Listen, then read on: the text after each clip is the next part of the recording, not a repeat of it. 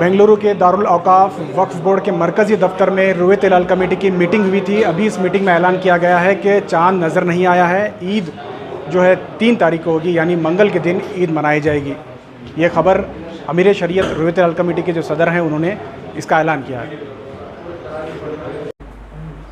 मरकज़ी रुयत हिलाल कमेटी बाद मगरिब से अब तक बराबर चाँद की रुयत की तहक़ीक़ात में लगी हुई थी और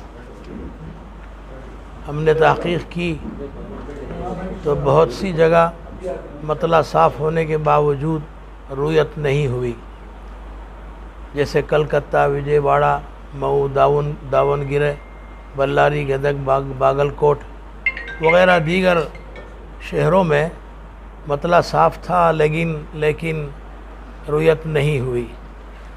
बाज़ जगह ऐसी भी इत्तला मिली कि जहाँ मतला साफ़ नहीं है और फिर वहाँ रुयत भी नहीं हुई।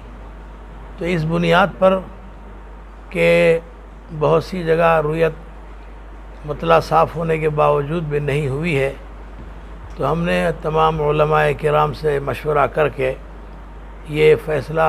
इस फ़ैसले पर पहुँचे हैं कि इंशाअल्लाह कल 30 रमज़ान होगी और आज तरावी होगी, कल रोज़ा होगा।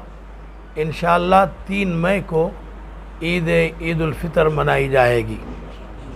तमाम हज़रात को मैं ईद की मुबारकबादी पेश करता हूँ। इसलिए आप तमाम हज़रात इस बात को गौर से सुन लें कि ईद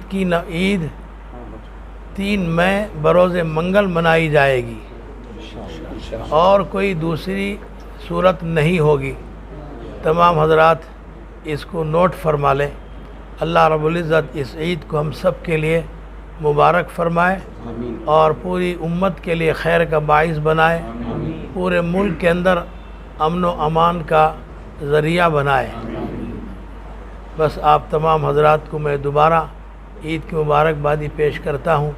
तमाम उलमाए किराम भी